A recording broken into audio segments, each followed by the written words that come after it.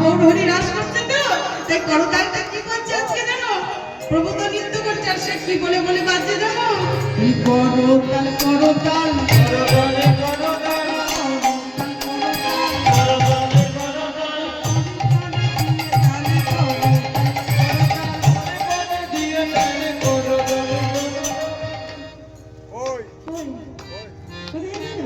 খিদে পেয়েছে, খিদে পেয়েছে।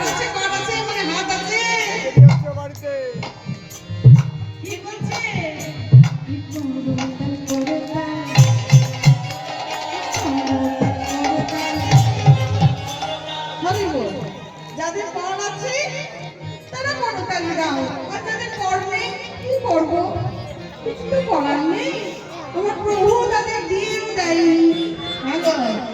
এই যে যারা যারা করতালি দিচ্ছে তাদের কি লাভ হবে জানো? আর যারা দিচ্ছে না তাদের কি লাভ হবে সেটাও বলবি। হ্যাঁ, করতালি দিয়ে হরিনাম কৃষ্ণ নাম করলে কি হয়? এই যে আমাদের ভেতরে যত খারাপ জিনিস আছে সব বের হয়ে যায়। জোরে জোরে উচ্চস্বরে হরিনাম করতে হয়, কৃষ্ণ নাম করতে হয়। কেন জানো?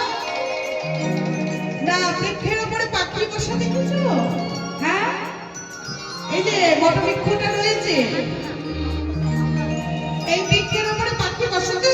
হ্যাঁ বাবা, গাছের উপরে পাখি বসে।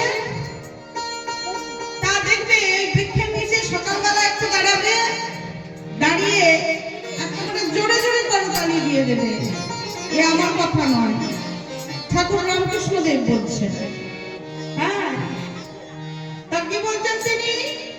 না, বৃক্ষের নিচে দাঁড়াবে, দাঁড়িয়ে দেখবে বৃক্ষের উপরে পাখি বসে থাকে, আর নিচে দাঁড়িয়ে দাঁড়িয়ে একেবারে জোরে জোরে দুটো করতালি দিয়ে দেবে।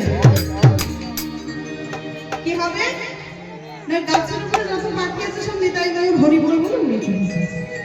জানতে বাবা, করতালি ধ্বনিটা শুনে তারা উড়ে যায়।